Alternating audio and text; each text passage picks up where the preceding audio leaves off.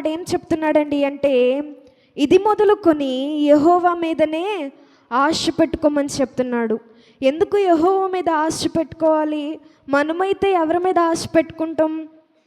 మనమైతే ఈ లోకంలో జీవిస్తున్న మనము ధనం మీద, మన యొక్క బలము మీద, మనకున్న పేరు ప్రఖ్యాతుల మీద ఆశ పెట్టుకునేవారుగా ఉంటాం. మరికొంతమంది ఉదాహరణకు తల్లిదండ్రులను మనం తీసుకున్నట్లయితే, తల్లిదండ్రులు ఎవరి మీద ఆశ పెట్టుకుంటారండి అంటే, తమ యొక్క పిల్లల మీద వారి ఆశలు పెట్టుకునేవారుగా ఉంటారు. వృద్ధాప్య వయసునందు తమ పిల్లలు వారిని చూసుకుంటారని ఆశ పెట్టుకునేవారుగా ఉంటారు. తల్లిదండ్రులు పిల్లల మీద ఆశ పెట్టుకునేవారుగా ఉంటారు.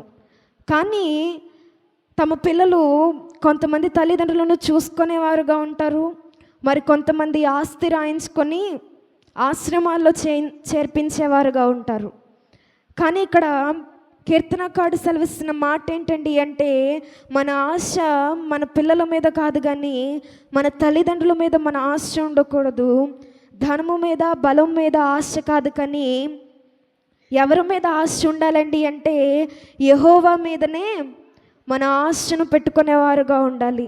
యెహోవా మీద మన ఆశను పెట్టుకుంటే ఏం జరుగుతుందండి అంటే, కీర్తనకాడు చెప్తున్న మాట ఏంటండి అంటే 130వ కీర్తన 7వ వచనాన్ని చదువుదాం. ఇశ్రాయేలు